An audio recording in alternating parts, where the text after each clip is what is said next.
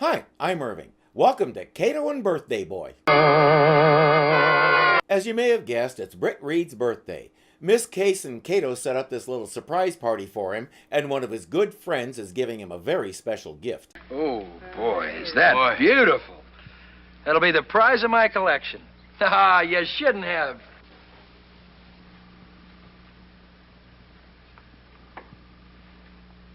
I think it's time for you two to forget and forgive. His name is Eddie Reck, and there's bad blood between him and Britt. This is for you. He'll get over it. Now go on over and shake hands. You've made a mistake, Dale. The man is a guest in my home, and I'll be the proper host, but I will not shake his hand. We don't know what it is yet, but Dale is apparently trying to help them bury the hatchet. Now, Britt. You're pushing too hard, Reid. Why don't you just leave, Reck? You've made a fool of me for the last time.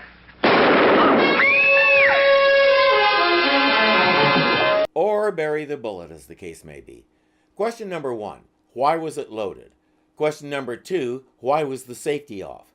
Question number 3, when he took it out of the box, if Britt Reid is such an avid gun collector, why didn't he do a routine check to make sure it wasn't loaded? We won't get any answers. And now the big question is Britt going to use that guy's skull as a goblet? After everyone has been interviewed, Scanlon is preparing to take Britt downtown for booking. Britt keeps insisting he didn't pull the trigger, the gun fired itself. Since Dale gave it to him, maybe somebody should ask Dale why he left it loaded and ready to fire. Nobody's thinking about that. There are two things you're going to have to face up to. One, many witnesses will swear to the jury that you were holding the death weapon when it was fired. I didn't fire that gun. It just went off. Yet while you were holding it. And two, it's common knowledge that you fired Reck when you caught him sabotaging your circulation deliveries. And now we know some of the bad blood. Has anybody examined the gun to see if there's anything unusual about it? I'm starting to think everybody in this city learned their investigative techniques from the back of a cereal box. There's only one person that can help me now. Who? The Green Hornet. What are you talking about? I'm leaving. Now, just a minute. Britt, I can't give you any special privileges. Don't make it any more difficult than it is. Frank, I am fighting for my life. Don't try and stop me. Now, officer! That was not the smartest move he's made all day. He shorts out the lights and makes his escape through the secret entrance behind the fireplace. You are in worse trouble now. Where do we start? First, I have to find out how it was done. The secret must be in that gun. I should have examined it immediately. And whoever took it from you, I assume it was Frank, should have done the same. Or whatever policeman took custody of it after that. It's not just you, this was a universal screw-up. In their most audacious move yet, they head to police headquarters. While Kato takes care of the cops on duty, the Green Hornet finds the gun. Except the clip is gone. It's not in the evidence folder, so somebody palmed it before it got here. Who and why? At the Sentinel, his good friend Dale Hyde is holding down the fort.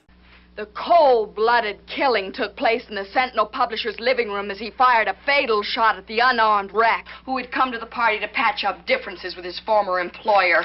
You can't put this in the Sentinel. You think I want to print this story? Then don't!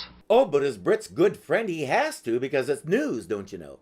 I think if I had a friend like that, I'd move to the other side of the country. Then in desperate escape, Reid attacked the DA Scanlon and fled under a hail of police bullets. One cop fired one shot in the dark. Somebody explain to Dale what a hail is. You're using his own newspaper to convict him. Do you think I've forgotten what I owe Britt Reid for giving me a start again? Do you think I like running this story? Yes, I do. I think you're using your position as temporary publisher to let go with your true feelings. I think you hate Mr. Reid or you wouldn't be doing this. And Dale gave him the gun. Don't forget that part. And right before it fired, he gave a package to Reck. Anybody taking a look at that? And you hate him because your paper couldn't compete with the Sentinel, and that's why it went under. He had the means. He gave Reid the gun. He had the opportunity if he did something to the gun that was the perfect setting to make it go off. And now we have the motive.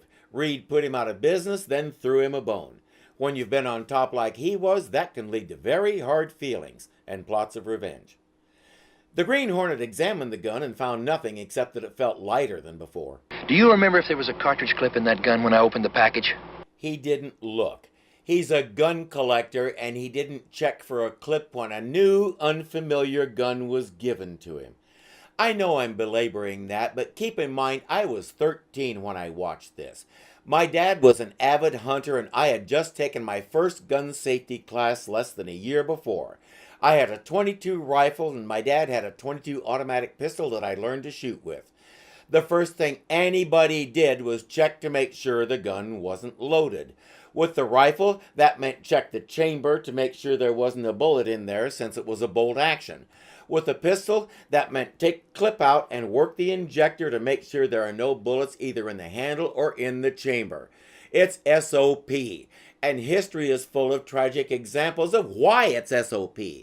A gun collector would know this, and that's why I'm having such a hard time getting into this story. Yes, we have examples where someone took the clip out and forgot to clear the chamber and shot themselves or somebody else. But he didn't check anything. He took it out of the box and started waving it around like he was 5 years old playing Bang Bang, You're Dead. We don't know Britt Reid all that well even after 23 episodes, but we do know he has more sense than that, and he's a lot more careful than that.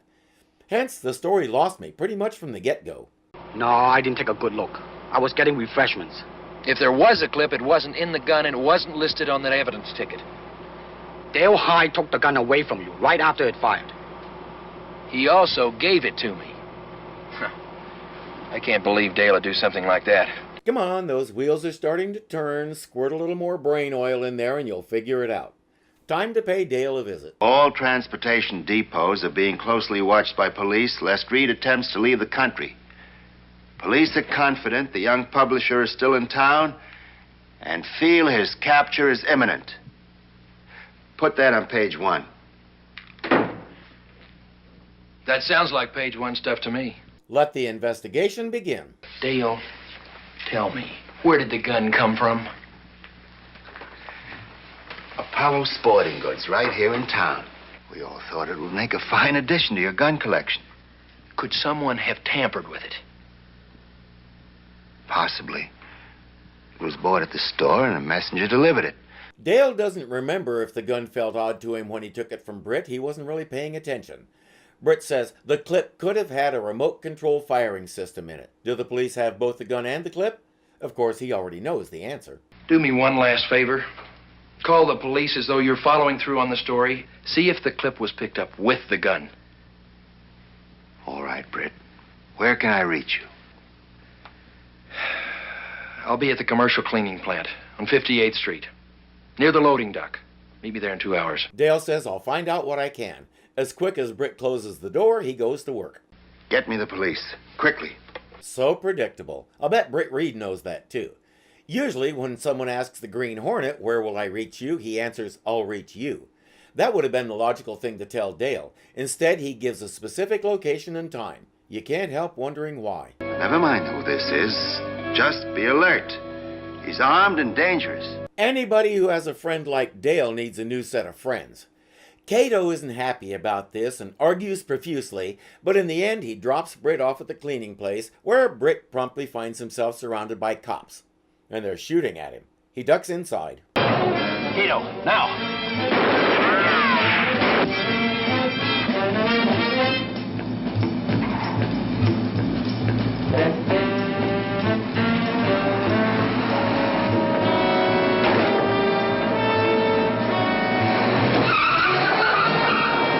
That should give him his answer. Dale Hyde must have been delayed. Well, now we know he's the man. How are you going to prove it? There was a clip in that gun. I'd stake my life on it. You just did. But where is it now? I think Kato's still a little angry with his boss. And he's right, that was an incredibly stupid move. Somebody must have seen him dispose of it. Drive to Miss Case's apartment. Good idea. The police aren't likely to be watching Britt Reid's known associates to see if he contacts them, so it should be perfectly safe. Are you all right? Yes, but I need your help. Anything, Mr. Reid. Try to remember everything that you saw at that party, in every detail. She starts recounting the evening as we watch the scenes go by again. She describes the favor that Dale gave to Eddie as a little transistor radio type thing. Dale took the gun from you and knelt down beside Eddie. Then he turned his back. Then? Then He gave the gun to Mr. Scanlon. So he had it hidden from view for several seconds. Convenient. I went upstairs to get a first aid kit, just in case Eddie wasn't dead. What was Dale doing? He was on the phone. Then he put something into the flowers on the bar. Kato, I think it's time to go home and water the flowers. It's over there. Hey, speak softly. The police are still watching the house. That's why all the lights are on, right? Looks like some kind of electronic equipment. And it could trigger the firing mechanism. Well, what made it fire at Eddie Reck instead of somebody else? I want to check one more thing. Then I'll give myself up to the district attorney right here. Hyde can deny everything. How can you prove he knew anything about it? If I'm right, I'll make him admit it in front of witnesses. Remember, she described the thing Dale gave to Eddie as something electronic. She's smart enough to put that together, as we all know. I think she's faking for the sake of the big reveal. And now, lady and gentlemen, we shall reenact the crime. You'll notice I did not say accident. He retrieves the clip, puts it in the gun, and says, "There's a round in the chamber just like there was when I opened it." He sets it up, pointing at the spot where Eddie had been, and tells Dale to stand there. Nobody is touching the gun. Then he tells Dale, "Now walk toward me." Wait just a minute, I forgot something. You had just given Eddie Reck a favor. Do you remember what it was? Not offhand. He made such a big deal about giving it to Eddie, he doesn't remember what it was. I believe it was a small transistor radio. It should be here in Eddie's effects. Yes, here it is.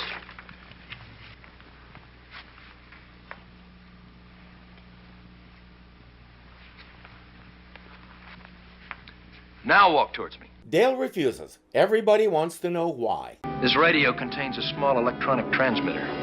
When it's brought close enough,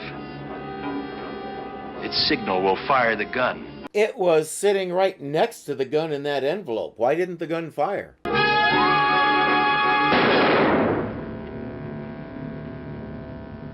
Only this time the gun was loaded with a blank shell. You should have kept walking, Dale. I would have had a hard time proving it was you who killed Eddie Reck. He plans to leave, taking Miss Case as a hostage.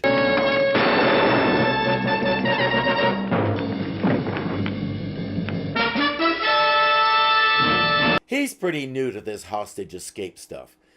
One thing I've noticed again and again with this show is we don't really try to go for major suspense or whodunit. In fact, as often as not, we telegraph who the villain is so clearly that when the big reveal does come, it's only a surprise to a few people on the screen. We knew 15 minutes ago. But once you understand that's not the kind of thing they're going for, that the story is in how the Green Hornet resolves things, it's easy to get into one like this. When Britt was getting out of the Black Beauty to go meet Dale at that loading dock, we were all saying the same thing Kato did. "It's a trap, dummy!" And I really thought he was going to throw Casey to the wolves again when he told her to go with Dale. I fully expected him to let Dale take her out, then have to go rescue her. What he did was have her make some movement to catch Dale's eye, so he relaxed his guard for an instant. This show was never about who did it. It was always about what do we do now. I wonder how many people understood that, and if that misunderstanding was part of the reason the show didn't do any better. Yet again, Kato had nothing to do. That's 2 weeks in a row, and it's annoying. Once again, the powers that be never could reconcile themselves to the fact that we were tuning in to watch Bruce Lee in action, and we really didn't care that much about the white guy. If the Kato character was just supposed to be a driver and mechanic like he was in the radio serial, make him that. Don't make him this martial arts wizard who moves too fast for the camera to see, and then give him nothing to do, especially after you've firmly established him as the one the bad guys consider most dangerous. Speaking of dangerous, if Britt Reid is a serious gun collector but he handles a new one like that, he needs to be in a straitjacket. He's definitely a danger to himself and others. There's 2 episodes left, and they're a 2-part story. I hope we can go out with some dignity. We'll find out next time.